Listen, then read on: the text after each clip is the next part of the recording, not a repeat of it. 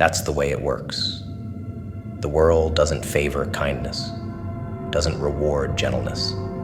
Softness is a vulnerability, a bright red target painted on your back.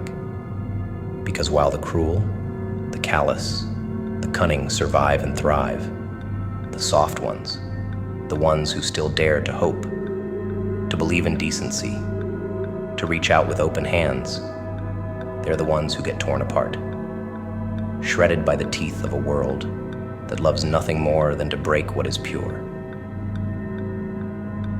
The soft-hearted try to cradle the world, but the world doesn't cradle back.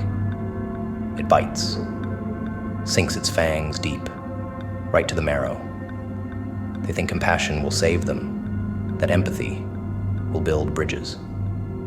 But those bridges become nooses, ropes for others to bind them with, for the sharp-eyed predators to tighten around their throats.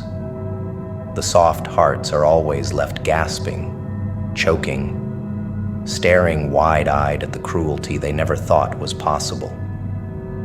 Because life doesn't care about softness. It doesn't care about dreams or ideals. Life isn't some fairy tale wrapped up with a neat, happy ending. It's a beast, a relentless, merciless beast that mauls the weak and leaves them bleeding in the dirt, and who bleeds more beautifully than those tender souls who refuse to armor themselves. Their pain is a spectacle, their suffering a performance for the cynical and the brutal to watch. Oh, how lovely they crumble, how poetically they break. But that's the lesson, isn't it? Life teaches through pain. Pain is the ink that writes the story on flesh and bone. The soft-hearted stumble through life, thinking they're safe, thinking their purity will shield them. But life has a way of teaching, correcting those who dare to stay unscarred. It's a forge, a furnace, and anything too soft either hardens or melts away. There's no middle ground, no place for softness to linger and bloom. Either the gentle souls grow calloused or they burn to ash. Life wants to break the soft ones, wants to drag them through the mud, tear out their hope and grind it to dust.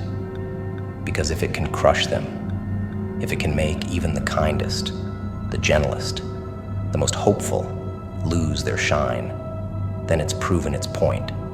It's stamped out the light, forced them to see things as they truly are, raw, vicious, red in tooth and claw.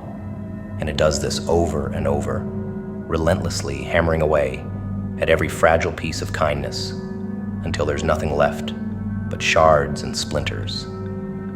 The hardest lessons are reserved for those who still believe in beauty, in love, in a world where the good can win. Because hope is a weakness. It's a disease that festers, that clouds the eyes, that blinds the senses. And life hates blindness.